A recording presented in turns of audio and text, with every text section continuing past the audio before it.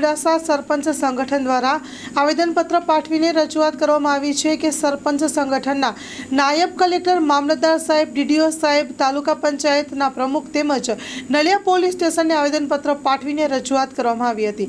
શું છે સમગ્ર રજૂઆત તે આવો સાંભળીએ। Story report by Ramesh Bhanushali, Naliya, Kutch.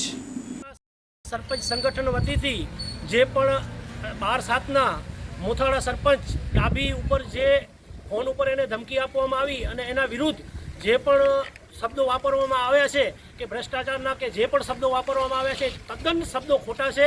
અને 12/7ના એ ધમકી વિરુદ્ધ જ્યારે આપણા સરપંચ મોથાળાના પોલીસ સ્ટેશનમાં નલિયા પોલીસ સ્ટેશને 12/7ના અરજી આપેલ છે।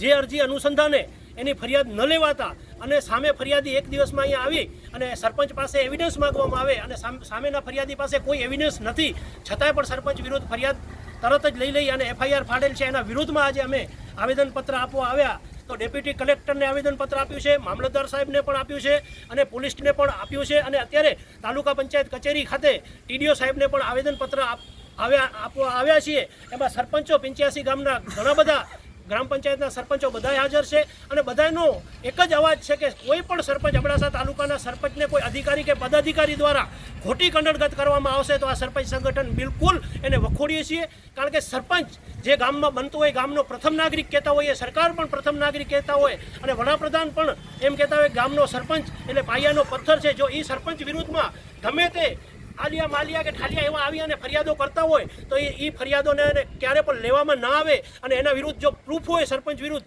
તો અમે પણ એની સાથે છીએ તો ફરિયાદ લેવામાં આવે તો અમને કોઈ વાંધો પણ ન હોય, પણ ખોટી ફરિયાદો સરપંચો ઉપર કોઈના ઉપર ન થાય એના માટે આજે આવેદનપત્ર આપ્યું છે। અને જો હજી સરપંચોને કોઈ પણ સરપંચને કનડગત કરવામાં આવશે તો અગાઉ પણ અમે બધા ભેગા થઈ અને આના વિરુદ્ધ સખત પગલાં ભરશું।